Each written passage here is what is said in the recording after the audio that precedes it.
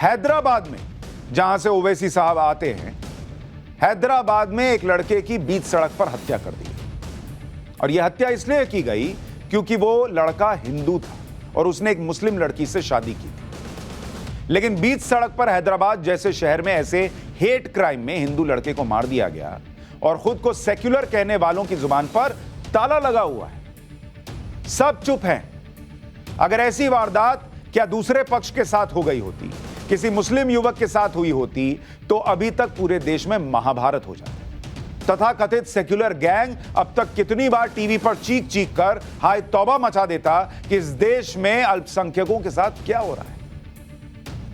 लेकिन जितनी जिंदगी की कीमत किसी मुसलमान की है, उतनी ही हिंदू की है।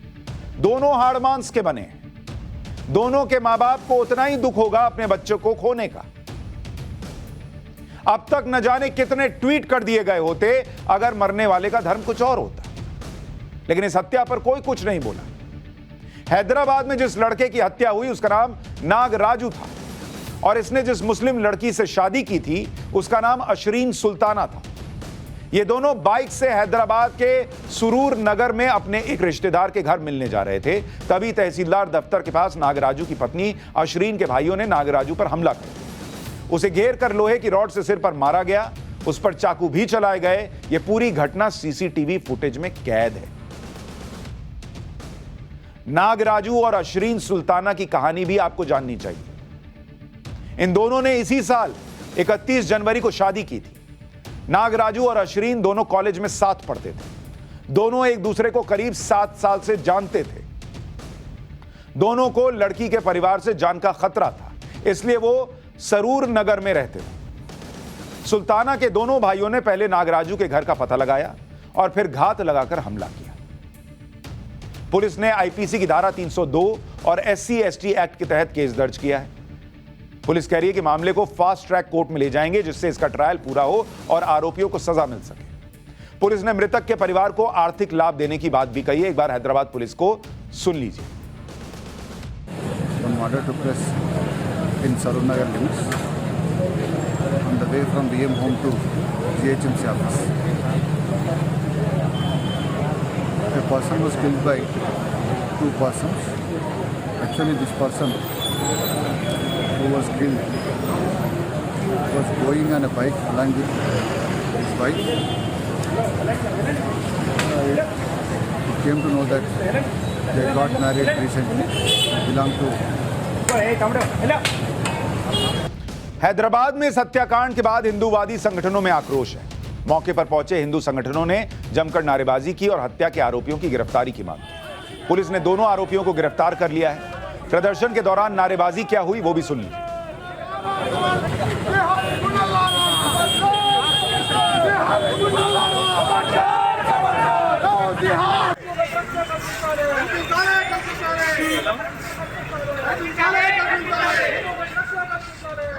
मैं आज उन तथाकथित सेक्युलर वादियों से पूछना चाहता हूं, जिस तरीके से नागराजू का कत्ल किया गया, क्या आपका दिल नहीं पसीजा?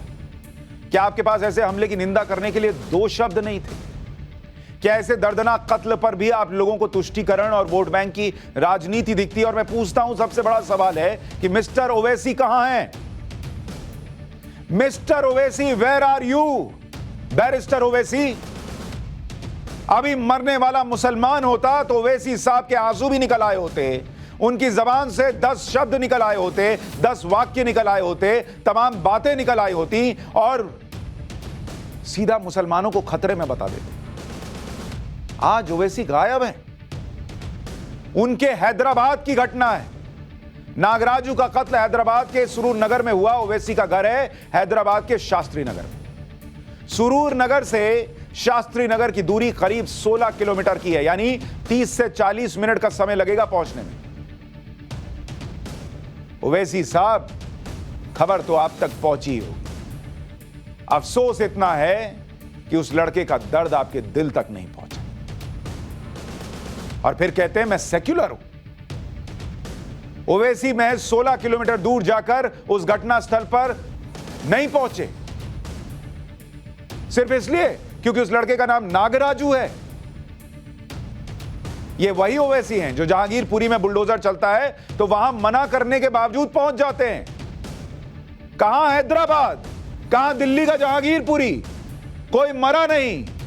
गुप्ता जूस कॉर्नर भी टूटा, लेकिन ओवैसी पहुंच गए जहांगीरपुरी, और अपने घर से 16 किलोमीटर दूर नागराजू के घर नहीं जा सके, घटना स्थल नहीं पहुंच सके, उसके घर नहीं जा सके।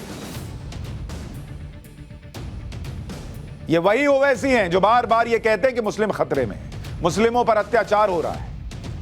ये वही ओवैसी हैं जो हर बार यूपी में अखलाक की हत्या का उदाहरण देकर लिंचिंग लिंचिंग चिल्लाते हैं। ये लिंचिंग में नहीं आएगा क्या सर? नहीं है क्या लिंचिंग? या दिखता नहीं? या फिर ये आड़े आता है कि जब पार्टी में लिख लिया ऑल इंडिया मजलिसे इत्तेहादुल मुसलमीन, यानी मुसलमान की बात करने वाली मजलिस है भारत की, तो हिंदू कहां है? सर मैं तो खुश होता अगर आप इस पे भी चुप रहते और उस पर भी चुप रहते। आपने हर पीड़ित का धर्म निकाल दिया, इसलिए आज ये पूछ रहा हूं आपको याद दिलाने के लिए, देश के लोगों की आंखें खोलने के लिए कि सेक्युलरिज्म के नाम पर, उस फर्जी सेक्युलरिज्म के नाम पर इस देश में तुष्टीकरण कैसे होता है। ओवैसी इसी हैदराबाद से सांसद हैं, घर से 16 किलोमीटर दूर एक हिंदू युवक की हत्या पर सड़क पर कर दी जाती है और उनके मुंह से आवाज नहीं निकलती। ओवैसी ने क्या किया यह भी आप जान लीजिए। न्यूज एजेंसी एएनआई ने हैदराबाद पुलिस की कार्रवाई को लेकर एक ट्वीट किया जिसमें हैदराबाद की पुलिस अब तक की कार्रवाई के बारे में बता रही है। ओवैसी ने उस ट्वीट को रीट्वीट कर दिया, बस रीट्वीट कर दिया, कोई शब्द नहीं लिखा, बस पुलिस कार्रवाई वाले ट्वीट को रीट्वीट कर दिया। यह है मिस्टर ओवैसी का सेक्युलरिज्म, सिर्फ रीट्वीट। अब आपके सामने ऐसे कुछ उदाहरण रखता हूं जब हिंदुओं की भी इस देश में लिंचिंग हुई, क्योंकि माहौल यह बना दिया गया कि मुसलमान खतरे में, इसलिए यह याद दिलाना पड़ रहा है। आतंक का धर्म नहीं होता तो जो पीड़ित है उसका भी धर्म मत निकालिए, और निकालिए तो सबका निकालिए। फिर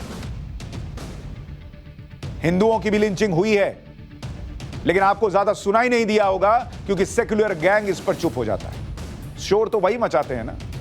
साल 2020 में दिल्ली दंगों के दौरान आईबी अधिकारी अंकित शर्मा का कत्ल हुआ। अंकित शर्मा पर 400 बार चाकुओं से हमला किया गया था। यह लिंचिंग नहीं थी।